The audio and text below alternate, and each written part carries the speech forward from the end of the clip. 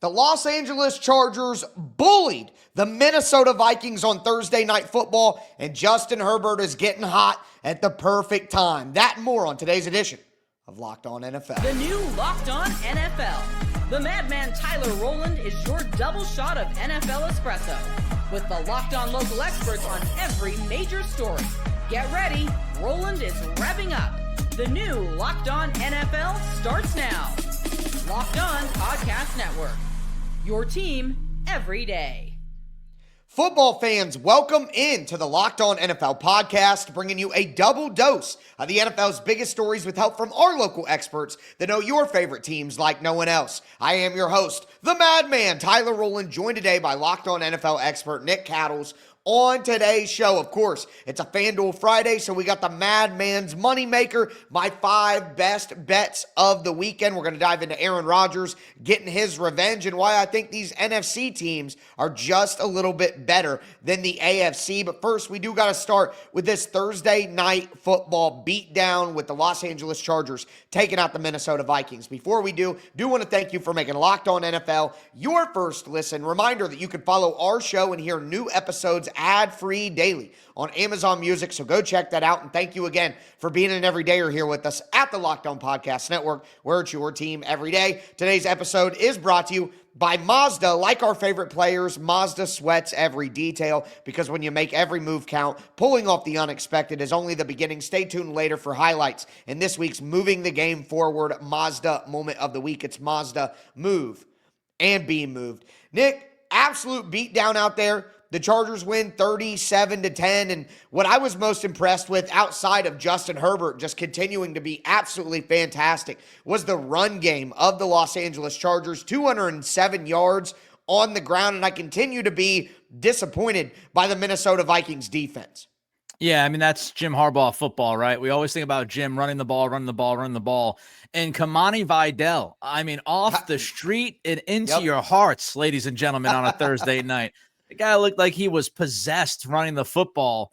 Justin Herbert is a beast, one of the best quarterbacks in football when he's protected. He still has that dual threat ability, Tyler, that not a lot of people talk about because he's not seen as like the Jaden Daniels or Lamar Jackson type athlete, but he has the ability to kill you with his legs when he needs to, the ability to extend.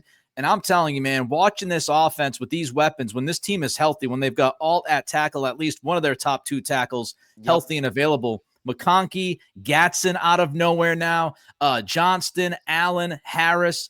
Chargers are a difficult offense to deal with when they're healthy, and Minnesota just kind of limping along this season. Yeah, it seems like that. And that's the one thing we got to talk about. Oreande Gadsden, the rookie tight end, just been absolutely fantastic the last 2 games. 5 catches, 77 yards and a touchdown in this one. Had the 40-yard explosive play as well. One of the concerns that I had with the Chargers coming into the year was, do they have enough weapons? Like this version of Keenan Allen, are they really going to be able to get that chemistry back? Ladd McConkey, will he take a step forward? Who else do they have? And then Quentin Johnston stepped up at the beginning of the season and was making a ton of plays. McConkey and Herbert are getting that chemistry back together that was maybe missing at the beginning of the year. And now you have Gadsden, a guy who could stretch the middle of the field and make plays yards after catch. Like, it really does answer the concern with just the total amount of guys that they have with that chemistry still going with Keenan Allen, him being able to move the chains. They really answered that bell. And Amarion Hampton is going to come back eventually. Yeah. And if the one thing they struggled with, it was funny early in the year, is, you know, it's a Greg Roman team. They're going to run the football, all that, but they really couldn't run the ball very much early in the year. They could only pass the ball. Well, now if they have the rushing attack to go with that Jim Harbaugh style that we expect, they had a few down weeks. They lost some games. They were close against some opponents they maybe shouldn't be close against, but they have a stretch here. They played Tennessee after a mini bye. Next week, you get 10 days to ramp up for Tennessee, a Jim Harbaugh team. Like, the Chargers are absolutely going to move to 6-3 on the season. And again, I think they're getting hot at the perfect time as we get to the back stretch of the season. Yeah, I mean, you look at the weapons, right? You've got McConkey, kind of the jitterbug, the guy who can move around, versatile piece. You've got Gatson, as you mentioned, somebody that can beat you in the middle of the football field. Mm-hmm. Then you've got Quentin Johnston, who can get downfield vertical. and be a contested catch guy. Then you've got Keenan Allen, the old school possession receiver. Then you've got Trey Harris, the young outside boundary guy that you're trying to develop and grow into a role that you think he's going to take over. So they really do have all these different pieces. And meanwhile, Tyler, Minnesota, they don't have much right now. I mean, Carson Wentz, he was on the verge of death every possession tonight. Yes. Every time he got hit, I was so tired of Amazon Prime cameras showing me Carson Wentz writhing in pain on the ground. Right. Is he going to be able to get up? Is he going to be able to cut? I don't know why they didn't try Max Brosmer earlier in this game. It was pretty apparent that Carson Wentz, when he was able and capable of standing up in the pocket, he wasn't going to do much. And this Minnesota offensive line, holy crap. I mean, look, you've got J.J. McCarthy banged up. I think he'll be back within the next week or two. But this offensive line tonight, Tyler, according to Pro Football Focus, they gave up 28 pressures to the defense. 28. They gave up 5 sacks. The pressure rate on Carson Wentz tonight was 47.2%, almost 50% pressure rate from that Chargers defense. And Minnesota had 34 rushing yards. I mean, you want to talk about inept offense and inept operation tonight? Minnesota got just absolutely hammered. Yeah, and the thing about it is the Chargers are a team, 19.8% pressure rate so far this year. It's not at the bottom of the league, but it's kind of right past the midway point. So it's not like their pass rush is something crazy to write home about. And Darrisaw went back out after having injury issues early in the year. They were missing Brian O'Neill as well, but they're interior guys like a Will Fries, who they paid a lot of money to. He didn't hold up very well. And we heard from Luke Braun earlier this week on the show about Jake Brendel, the center, and the issues that he had last game. And he had more issues tonight. And that's something that Luke talked about after the game. He was at the game in SoFi, and he thinks some heads might roll after how embarrassing the Vikings have been recently. It's fourth down. Well, that was an entire ass beating. The Vikings might be a bottom 5 team in this league. They dropped one 34-10 on the West Coast here. Unless something happens in the last 2 minutes here, I'm at SoFi Stadium watching my favorite team get blown to bits for the second time this season in a primetime spot. This is not good enough. And I think the Vikings have a mini bye here where they have to go in and ask some really serious questions about if they have the right people in the right jobs. I wouldn't be surprised if the head rolled after this one. This is a really rough 5-day stretch for the Vikings. I know they're on the road in the West Coast. I know it's a night game. I know it's weird. They just went to London. The schedule is tough. But you can't no-show like this as many times as they have. They haven't scored a first-half touchdown since week 3. They have 1 turnover since week 3. The only touchdown they got in this game was a gift based off of 2 defensive penalties. It's terrible. Get him out of here.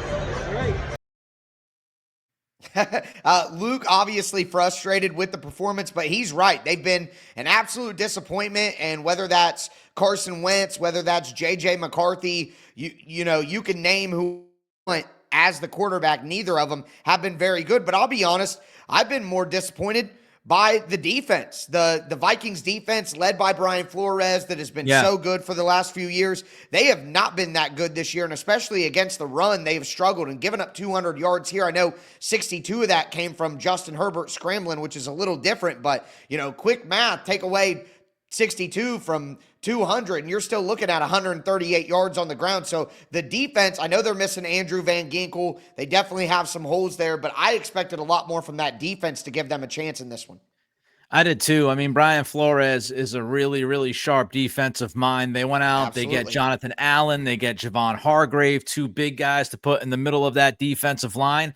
And, their whole thing in the offseason was, we're going to win in the trenches. We're going to solidify this offensive line by going out and drafting Donovan Jackson and signing this guy and that guy and everybody else under the sun on that O-line. And then we're going to go out. We're going to bring in those 2 defensive linemen and Jonathan Allen and Javon Hargrave. We really want to set the tone on both sides of the football and win the line of scrimmage. And that's not what they're doing. I mean, they got pushed around defensively tonight in the run game, as we talked about, and they got dominated by the pass rush of the Chargers with Khalil Mack back and a couple other pieces they've added over the past few weeks. They just went after. They went after Minnesota, and if Minnesota walked into the season believing they were going to win the trench warfare, I think they have completely changed their minds. They're going to look at this film and go, man, oh man, we are not the team that we wanted to be in any kind of way. And it does make you wonder if they could get in the time machine and go back. Would they have kept Sam Darnold around, who's playing really good football for the Seattle Seahawks? It's a question worth asking, and I'm sure that they ask it over in the halls in Minnesota. But with that being said, a question that needs to be asked is, can the Baltimore Ravens get back into this one? I think they can, but it's going to be a close one against the Bears this weekend. Do want to let you guys know that today's episode is brought to you by FanDuel. The NFL season is here, and FanDuel has an offer you don't want to miss right now. New customers can bet just $5 and get $300 in bonus bets if you win. That's right. Pick a bet, put down $5, and if it hits, you'll unlock $300 in bonus bets to use across the app. I absolutely love using FanDuel, and you guys know it's FanDuel Friday. Getting ready to get into my Madman's Moneymaker, the best bets of the week. And hey, it doesn't matter what you like to do. Player props, over-unders, money lines, spreads, putting it all together in a same-game parlay. You can do it on FanDuel, whether you're a casual fan or love diving into the stats. FanDuel makes the game day experience so much better. So what are you waiting for? Visit FanDuel.com, download the FanDuel app today, and get started. Once again, that's FanDuel.com. Today's episode is also brought to you by Rippling. If you're a business owner, here's the truth. SaaS promised to make work easier, but now the average company is buried by hundreds of apps that slow down your teams and simply don't work together. That's SaaS and sad. Software as a disservice. That's why you need Rippling. Rippling is the unified platform for global HR, payroll, IT, and finance, all in one place. They've helped millions of businesses replace a mess of disconnected tools with one system designed to give leaders clarity, speed, and control. By uniting your employees, teams, and departments in one system, Rippling removes the bottlenecks, busy work, and silos your software created. Everything from onboarding to payroll to IT access runs automatically and perfectly in sync. And right now, you can get 6 months free when you go to rippling.com/LockedOnNFL. That's rippling.com/LockedOnNFL. That's rippling.com/LockedOnNFL for 6 months free. Terms and conditions apply.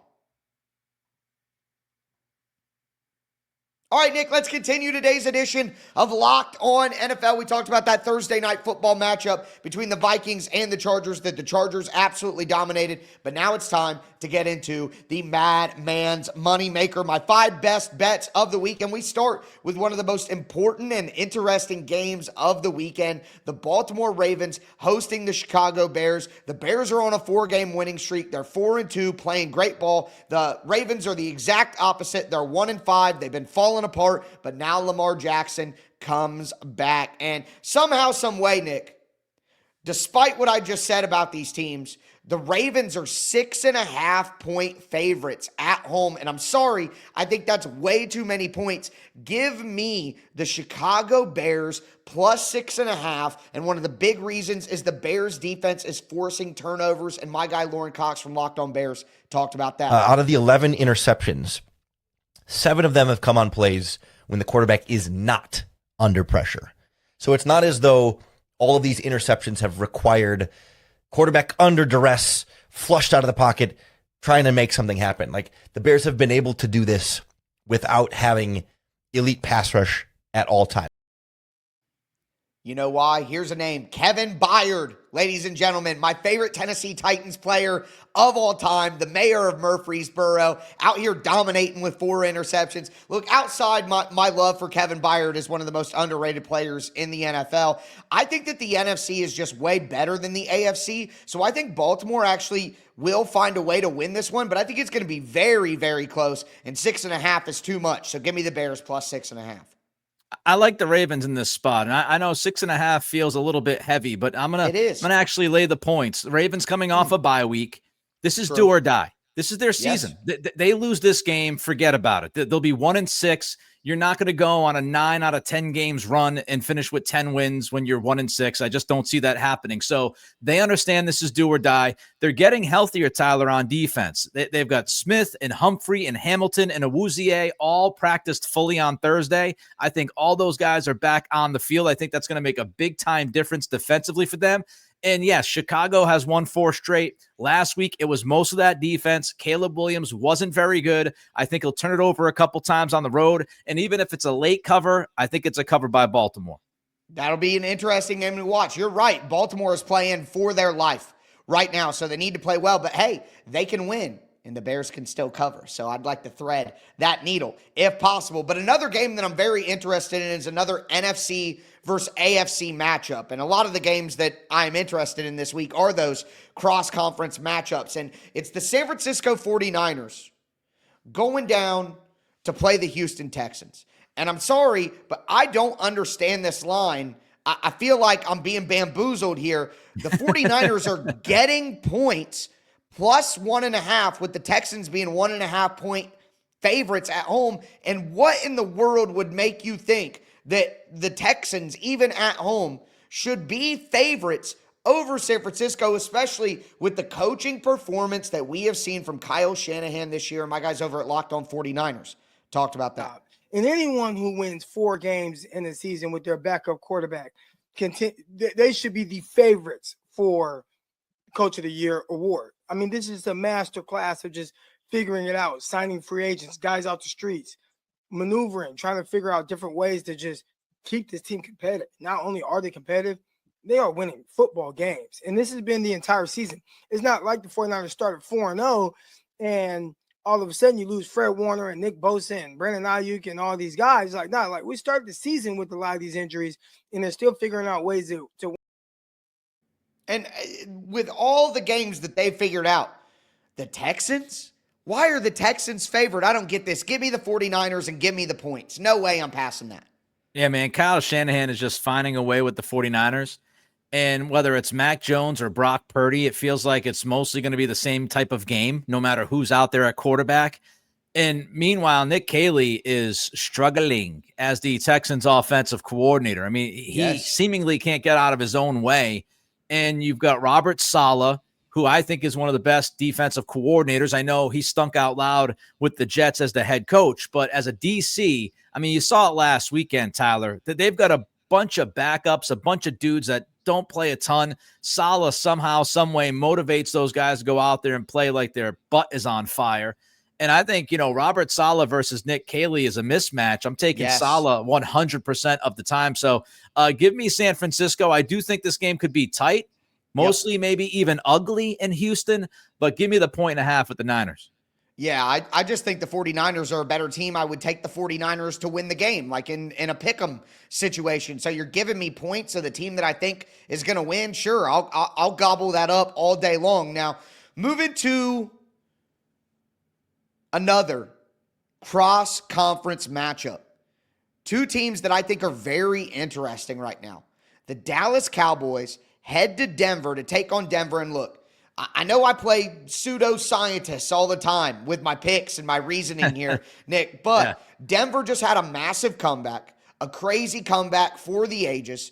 Awesome. Great. But sometimes when you win an emotional game like that, it can weigh on you the next week. You don't come out with the same energy and intensity because the stakes are just naturally lower than what you were just playing in. Also, let us not forget, the Giants were up, by 18 points in the fourth quarter. The Giants were dominating the Broncos. The Broncos are not as good as their record seems, even if they are a good team. And Dallas's offense is absolutely rolling right now. And the Cowboys just seem to have some energy, some unity as a team. And that's something our guys over at Locked On Cowboys talked about recently. There's a lot of unified direction. I think that's been an issue with this organization as well, is that it hasn't always felt like all the different components are always on the same page and facing in the same direction. And I think having Dak and Shadi kind of aligned on things really helps to get everybody else in line and kind of looking in the same direction. So,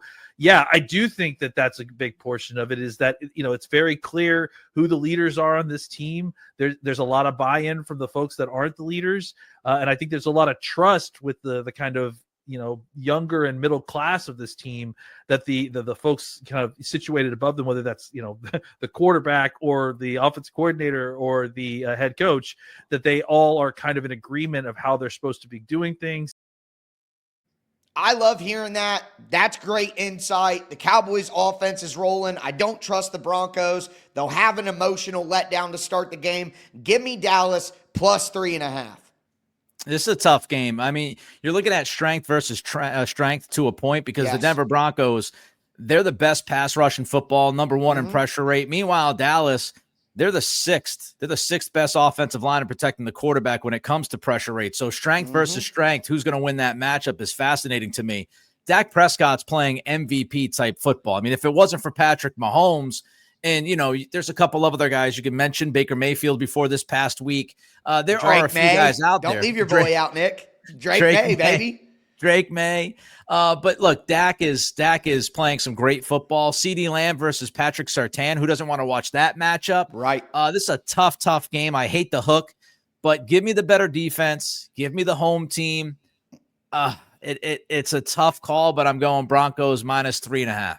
Honestly, it was a tough week. There are a lot of big lines with certain teams, and it's just like, you know, I hate to do it, and I say that, but one of my best bets this week is the biggest line of the week, and we'll get to that along with Aaron Rodgers' Revenge Tour Part 2 on Locked On NFL.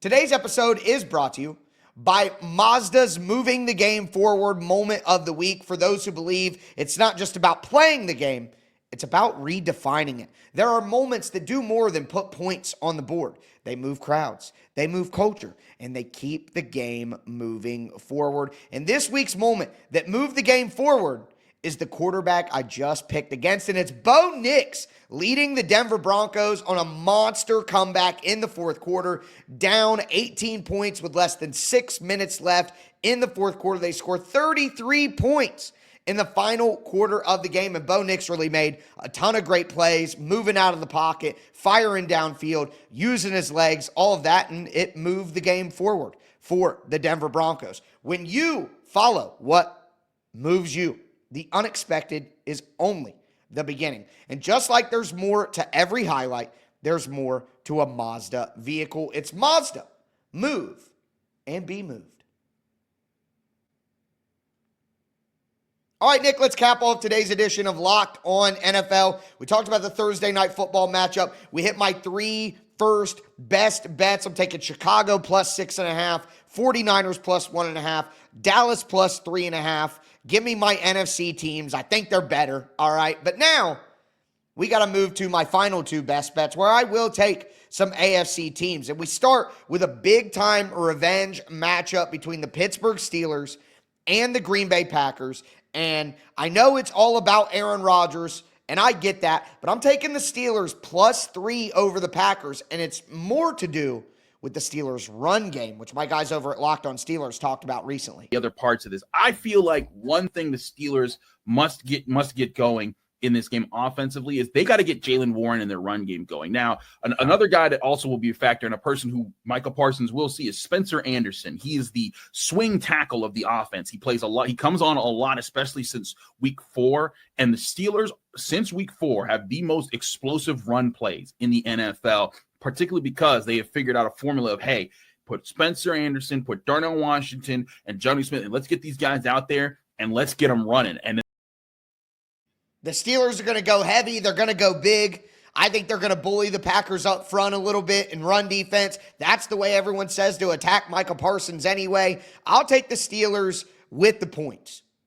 And they need to combat Micah Parsons because he woke up last weekend against Arizona. He had 11 pressures all by himself last weekend with 3 sacks against the Cardinals. Just a ridiculous performance from Parsons, the kind of performance that Packers fans have been waiting for all season long. Maybe he's finally healthy.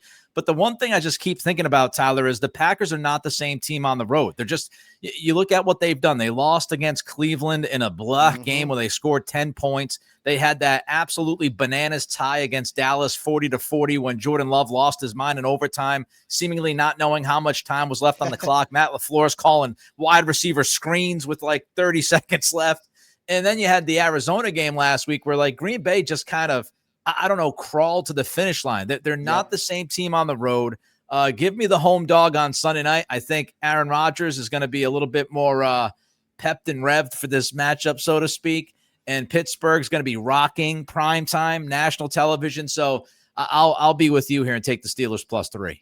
Yeah, and it's a great point about being on the road. And quite honestly, you're not just on the road. Like, being on the road in a primetime game in Pittsburgh is a little bit different even than being on the road in Arizona. You know what I mean? Like, so that makes something that the Packers don't handle well, and it makes it even more difficult in these circumstances. So I'm with you there, and I love the bet there. Give me the home dogs. And then the final best bet. Nick, last week I picked your Patriots -7.5, and you're like, wait a minute now, is this some sort of reverse jinx attempt? And I'm here to tell you, Nick, I am not reverse jinxing my Titans. They are just that bad. So bad that they are 14.5-point underdogs to the Colts in Indianapolis this week. And Alec Pierce was asked by our guys from Locked On Colts about making sure that they don't overlook the Titans before this game. You never want to take any team in the league for granted, especially on a division team. How do you keep that focus and realize, forget what the records say, when it's a division game, it's a little something different? Yeah, you just got to know, like, it's a rivalry. We play this team twice every year, and you know it'd mean the world for them to knock us off, especially coming here playing at Lucas Oil. So you just got to prepare like it's a really big game, because it is a divisional game. It counts twice. So when things are going so well and you have to go in the film room, maybe there aren't as many things to pick out, but you still go in there and try to find things like, hey, I should have done this. We can improve upon this. Yeah, for sure. Especially, when things are going well, like, everyone's feeling good. So it's a good opportunity to kind of nitpick at some things and kind of get on you for little details, because people might not be as, as sheltered about those. Listen, the Colts are already doing the, hey, we can't overlook them. We got to stay sharp. They're at home. They beat the Titans by 21 last time. The Titans are worse than when they faced them in week 3. The Colts are rolling. I know it sounds crazy, but I'm taking Indianapolis -14.5 in this one. We keep saying, oh, that's too many points to lay for the Titans. That's too many points. And they keep showing us it's not enough points. So I think that Indy wins this one 33-16, 33-13, something like that. I'll lay those points and take Indy at home. All right, so the Titans are not very good. We've established that. But I will say, division game, if they have any pride whatsoever, and I do think there's a little bit of pride in some players. I mean, I think Tony Pollard has pride. Tyjae Spears has pride. Watching those guys block last weekend against the Patriots in a game that they were not going to win, but those running backs were pass protecting. Pollard's throwing his body around on a wide receiver screen. I do think they've got guys, at least some of them, who want to play and want to play hard. And, the Colts defense, to me, it's just like 14.5 is just a little bit too much. I always kind of look cautiously at double-digit favorites. And when you get to 14.5 with that hook, and I said it last week, and look, the Colts, they win, but their defense wasn't great. They didn't win because of their defense. I think their defense is sketchy, and I just think this year is crazy, Tyler. The NFL is nuts. Things are happening, and it's like, are you sure that team played that well that weekend against that team? I think that they're going to be able to keep it within 14.5. I might be going bananas. You can make fun of me next week. It's fine. I'll accept it. But I'm going to take Tennessee plus the 14.5. The Fighting Tyler Rowlands on the road. Let's go. You know what? Everything you just said is absolutely logical in most circumstances. I think this Titans team might just be so bad that it defies regular logic, and that's where I'm at. But we'll see how everything plays out. Another great weekend of football on tap for us, folks. That's going to do it for today's edition of Locked On NFL. I am your host, the Madman Tyler Rowland, for my co-host Nick Cattles. As we tell you every episode, thanks for tuning in, and stay safe out there.